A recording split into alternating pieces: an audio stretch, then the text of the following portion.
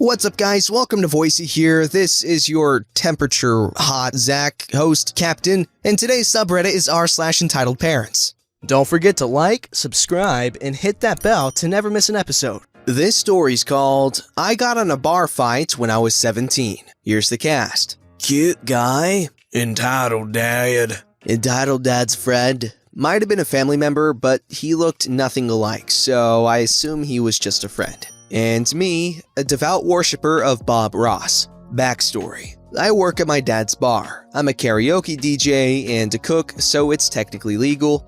I also live in a small town that tends to have pretty small town opinions. So I do my best to keep my bisexuality a secret because I don't imagine it would blow over well. I also have ADHD, which makes my reaction time a bit faster. The story. As I said, I work at my dad's bar. This night, it was fairly busy, but it was still manageable. Eventually, this group of 5, a mom, dad, son, daughter, uncle, or friend, walks in and sits down at one of the tables. The son, cute guy, was good looking, had an amazing voice, and turned out to be a nice guy. When he walked in, I immediately noticed him and couldn't stop myself from staring at him. I did my best to do it discreetly so that nobody noticed, but it was kinda hard. Cute guy kept coming over to my little station by the bar to ask for songs for karaoke, and he'd usually stay and talk to me for a bit, which made me real happy. Eventually, he just completely took all his stuff from the table and sat at the bar by me so we could keep talking. Turned out, they had just moved into town and they had seen this place on the way in, so they decided to stop by.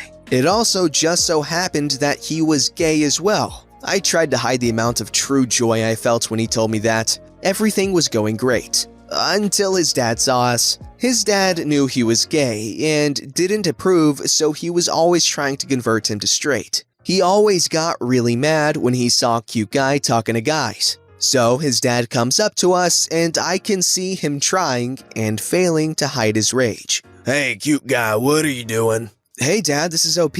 I was just talking to him about the town. Entitled Dad, through gritted teeth, says, Cute guy, we talked about this. What? Just because I'm gay I can't have male friends? This is a rural town in the Midwest. The chances of me getting with any guys here are slim to none. I figured it was a bad time to mention I'm bisexual. Cute guy, get your stuff and go back to the table, now. He grabs his stuff and goes back to the table. For a while after that, cute guy and I would just look at each other and smile before looking away. I thought this was the end of my interactions with these people. I couldn't have been more wrong. A couple of hours later, things had calmed down and eventually Entitled Dad came over to my station. I didn't want to deal with him, but I figured he just wanted to do karaoke and knew the only way to do so was to come talk to me. So I put on my best customer service face and voice. Hello, sir. How can I help you? Stop looking at my son. Doing my best to act like I didn't know what he was talking about. What? I'm trying to fix him and I can't have you encouraging him to be a cigarette. I'm sorry you thought I was staring at your son. I was. But I was just surveying the patrons and making sure everyone was okay. I do this quite commonly. It's a habit from being a lifeguard. I don't care what you were doing. If you look at my son again, we're gonna have a problem. Before I can say anything, he walks back to his table. I'm a little upset about this because it kinda seemed like cute guy and I had some chemistry. Nonetheless, I did my best to avoid looking at him. However, later on, I had to walk past their table and cute guy had his chair back a bit too far and I asked him to scooch in so I could get past. Big mistake. What did I say to you about looking at my son? I didn't even say anything when Entitled Dad stands up and throws a left hook at me. Now, what I failed to mention is that after my last story, my dad signed me up for martial arts, ITF Taekwondo and Muay Thai. So I easily duck under the hook and then grab his hair and slam his face on the table. He's a little dizzy from the impact, so I take advantage of his dizziness by grabbing his collar and throwing him out on the sidewalk. I know this might seem like a bit too much, but my dad told me that if anyone was causing problems, I could deal with it as I see fit. And once again, I thought it was over. And once again, I was wrong. I turn back and I feel a large force hit my chest. It took me by surprise and landed me on my back. At this point, I'm angry. So I stop thinking and let my body take control. I do a kip up and see Entitled Dad's friend standing there. He looked like he had been in a fighting stance, but was now surprised by what had just happened. However, he recovers quickly and brings his hands back up into the sloppiest sparring stance I've ever seen. I chuckled a little because I knew this was going to be easy. Then I brought my hands up and got ready for the fight. He came at me and threw a hook at my head. I ducked under the punch with ease and threw my strong elbow into his ribs as I could. There was an audible crack as at least one of his ribs definitely either broke or fractured under the force. Then I grabbed the extended forearm and twisted back and fell to the ground, bringing him down too. I wrapped my legs around his arm and put him in an armbar. He started trying to get out and I began pushing my hips up. He seems to understand the situation and gives up and just laid there. I was about to tell the bartender to call the police when an officer walks into the door. I let go of the entitled dad's friend and did a back roll off of him before getting on my knees and with my hand behind my head. Entitled dad, entitled dad's friend, and I are all sitting on the bench outside, both of them barely conscious. The officers, there were 4 of them, took statements from all the patrons, did their best to get statements out of entitled dad and entitled dad's friend, and took my statement last. Turns out that all of the witnesses, including the mom, daughter, and cool guy, told the same story, which matched mine to the T. So I'm released. My dad is brought outside, who was proud of me for being able to take on 2 fully grown men by myself, and entitled dad and entitled dad's friend are both taken into custody. We decided to not press charges because we didn't have money for a lawyer, and they seemed like they were rich enough to afford lawyers that could get them off the hook. So I was allowed to leave. I just went back to working. Cute guy, his sister, and his mom, who was very accepting of cute guy's sexuality, all stayed until we closed. Epilogue. Not relevant to the story, but for anyone interested. As I was leaving, cute guy ran out after me. He reaches into his pockets and pulls out my wallet. Turns out it had fallen out of my pocket when I rolled off of entitled dad's friend. I grabbed it, and we just kinda stared into each other's eyes for a second before he lets go, and I turn and keep walking towards my car. Hey, OP, you forgot something else too. I turn around, and as soon as I do, he grabs my face and kisses me. We just stayed there for a few seconds, lips locked, before he pulled away. My number, he said, handing me a little slip of paper with a phone number on it. Things went well after that. We dated for a few months before we broke up because we didn't like having to sneak around. But we knew if people found out, it would be really bad. But we're still really good friends. Really good friends, eh? Sure, buddy. Well, that was an interesting story. Bar fights are always cool to watch. And it's cool that martial arts training pays off. Also, don't punch teenagers at bars. It's probably not a good idea. This story's called No, You Can't Take This Guy's New Phone. Alright, where to begin? So, I was sitting on a train heading back home after work. It was relatively crowded and there weren't many seats available, so people who haven't met before were sitting right next to each other. Not too bad, right? Well, it takes a turn for the worse. I was about 15 minutes away from home, and there was just one more stop until I got back. I was currently sitting opposite from a middle-aged lady and her child who was peacefully tapping away on his mom's phone. A guy got onto the train and saw the empty seat next to me and asked if it was taken. I said no, and he sat down next to me. He seemed really excited and was holding a bag. Turns out, a train had stopped on the track and they had to get a crane to remove it. I really didn't mind, I wasn't in a huge rush. So the guy next to me opened his bag and revealed a brand new iPhone 11. He was grinning the entire time, and I commented saying that it was a nice phone. I thought that was the end of it. God, was I wrong. The mom looks over and sees his new phone and makes a comment like me, saying it was nice. The guy sets it up and looks at it happily and starts flicking around on it. The mom suddenly looks up and taps his shoulder. "Excuse me, is that the new iPhone 11? Yep, it is. I just got it in a deal. Is there any chance I could buy it off you?" The guy's face immediately falls and responds with, No, sorry, it's not for sale. "Well, you got it in a deal, right?" Well, yeah, but "Well, you didn't pay full price for it, so it doesn't matter as much."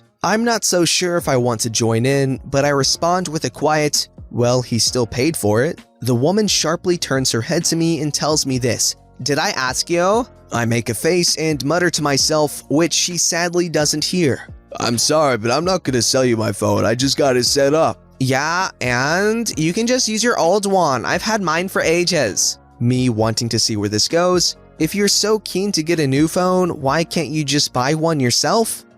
You don't understand anything, do you? She responds sharply. I understand that this guy rightfully doesn't want to sell you his phone. I was in an already annoyed mood, and this lady was being loud and disturbing me and other passengers, so I was getting angry. Are you the salesperson? No, you aren't, so shut up and do whatever the hell you were doing before. The kid finally pulls himself away and says, Why are you being so loud, mommy? I am so sorry for disturbing you, honey. You continue what you were doing before. She takes her eyes off her kid and looks back at us. You have disturbed my angel. How dare you? The guy says, You were the one that started this. By now, the train had stopped at the other station for people that needed to have a smoke break. I'm not going to be taking this from you. She then proceeds to grab her son by the wrist and pull him up, grabs her bags, and storms off. As she was leaving, she shouts over her shoulder, I will be reporting this. The guy with the new phone shouts back, For what? Hurting your feelings?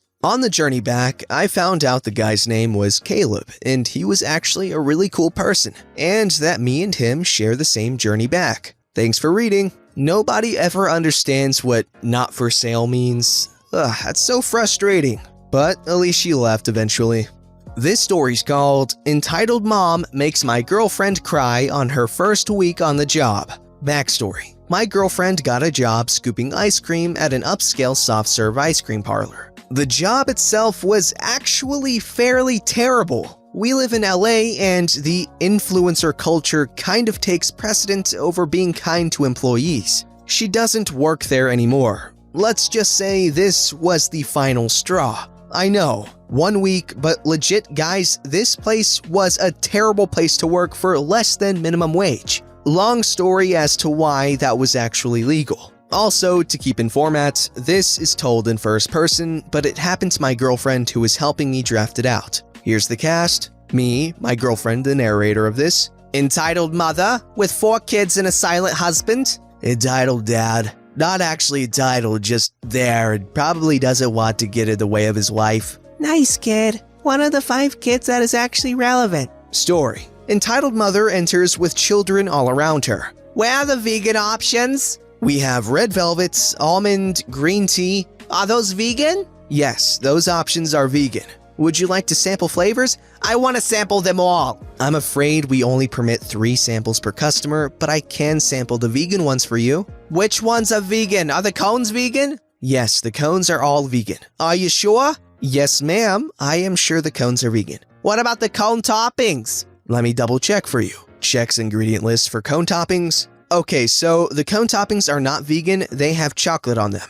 You said they were vegan! I am so sorry for the confusion. Are there any samples you like? Entitled mother proceeds to list 6 different ice cream flavors she wants. I note them down. Entitled mother changes her order immediately. And then again, I get confused as I begin to ready the ice cream. I wanted a swirl of red velvet and brown sugar! I am so sorry. Prepares the correct ice cream. Would you like anything else, ma'am? I want a pie slice. Which one would you like? Is the apple pie vegan? Yes, the apple pie is vegan. Fine! Entitled mother snatches her purchases and storms out with her family without a single please or thank you. Minutes later, she comes back in and talks only to my coworker and demands a different pie slice. Entitled mother sends her young child in to get her a fork for her pie. He turns to me and says, The ice cream was really yummy. Thank you. The next day, my manager talks to me about how my training is not going well.